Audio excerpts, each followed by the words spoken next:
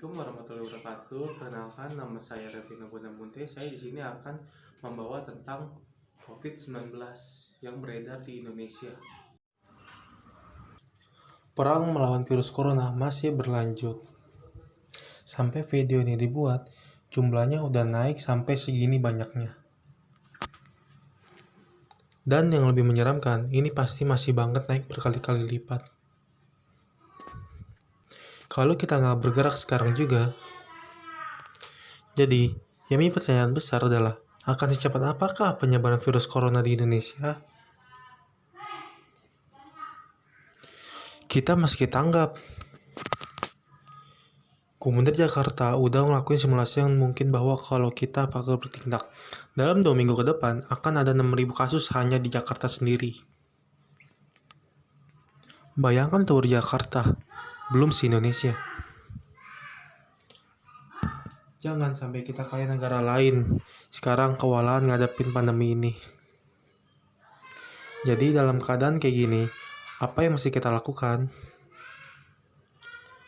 Jawabannya singkat, yang paling mudah adalah jaga jarak sosial atau social distancing.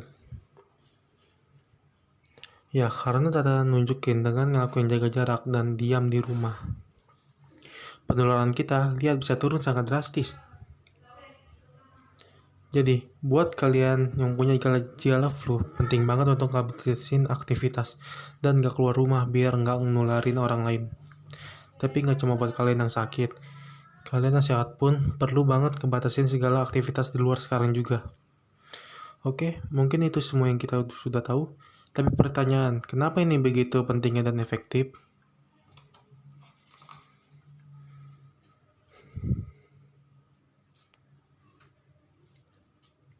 Jawabannya karena virus corona punya jurus hebat yang bisa bikin dia sembunyi di tubuh orang yang sehat.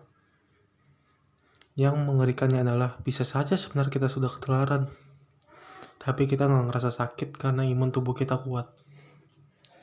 Tapi kenyataannya begitu kita kontak sama orang yang daya tahan tubuh lagi turun, kita bisa nularin virus ke mereka. Biar gampang kebayang, lihat ilustrasi ini. Bayangin nih pergerakan orang-orang di luar sana. Coba untuk sementara kita bayangin kalau virus corona tiap kena orang baru akan langsung menular. Ya, terlihat mengerikan. Tapi meskipun begitu, kabar baiknya kalau kita udah sembuh dari suatu virus, kita jadi lebih kebal dari mereka. Jadi kemungkinan ketularan lagi itu sebenarnya kecil banget. Tapi yang mesti kita waspadain kalau kita nggak ngebatasin aktivitas dan kontak fisik, dalam waktu cepat banget bakalan ada banyak orang yang langsung tertular. Beda ceritanya kalau hampir semua orang memutuskan untuk melakukan social distancing dan ngebatasin aktivitas dengan diam di rumah saja. Laju penularan ya bisa jauh kita pelambat seperti yang terlihat sekarang. Tapi ya, tadi itu semua cuma ilustrasi. Asli ya, virus corona bisa nyebabin jatuh korbannya jiwa. Banyak orang yang mungkin bukannya sembuh, malah meninggal. Jangan sampai kita terlambat dan bikin banyak orang terdapat di UGD tanpa dapat pelayanan atau fasilitas karena rumahnya terbatas.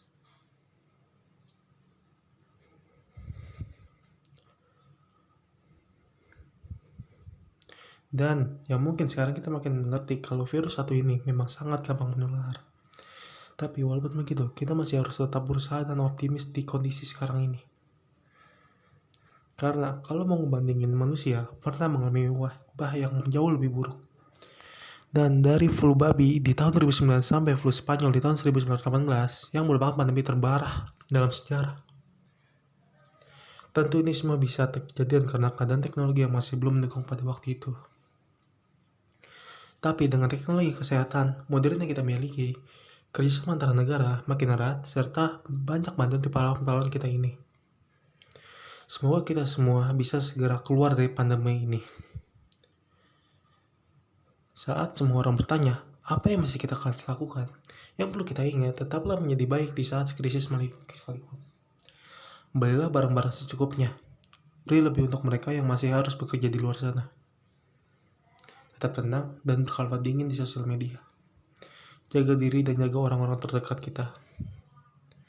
Jangan lupa berikan apresiasi sebesar-besarnya kepada mereka. Orang-orang yang berada di barisan terdepan bekerja tanpa pamrih untuk menyelamatkan kita semua. Dan seperti biasa, terima kasih. Itulah rangkaian dari berita tentang COVID-19 yang beredar di Indonesia. Saya Revino Benamunte, pamit undur diri. Wassalamualaikum warahmatullahi wabarakatuh.